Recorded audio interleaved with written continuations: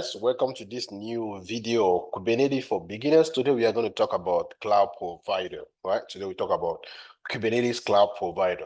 So don't get me wrong, there are a lot of Kubernetes cloud provider out there, and we are going to only talk about three major cloud provider that we have. So those are the three major cloud provider. Doesn't mean that other cloud provider are useless. So we're just going to talk about the three major cloud provider. So the first one is going to be AWS. So the major cloud provider for Kubernetes is AWS. And the second one is GCP, it's also called Google Cloud. And the third one is called Azure. And you also have other cloud provider out there, for example, like VMware, DigitalOcean, Linode, Nutanix, and Alibaba. There are many more that actually provide Kubernetes that can give you Kubernetes cluster to run. So you can go there to provide a Kubernetes cluster and start using it. So, and every single cloud provider here have their own version of Kubernetes. I'm not going to say version, but they have their own flavors of Kubernetes. So every single here, for example, AWS is called EKS. EKS stands for Elastic Kubernetes Service.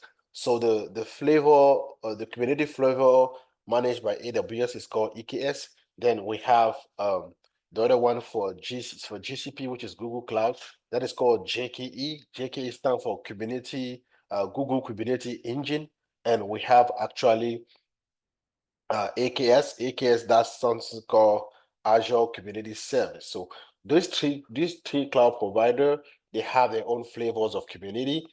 EKS for AWS, JKE for Google, and AKS for Azure. So, but you also have, for example, something called Carbon for Nutanix, which is a Kubernetes cloud flavor for Nutanix. You have a DigitalOcean Kubernetes for DigitalOcean, and then you have, for example, Tanzu.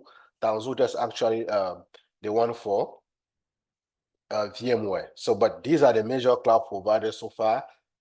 Most of the people like to use, for example, EKS, JKE, or AKS.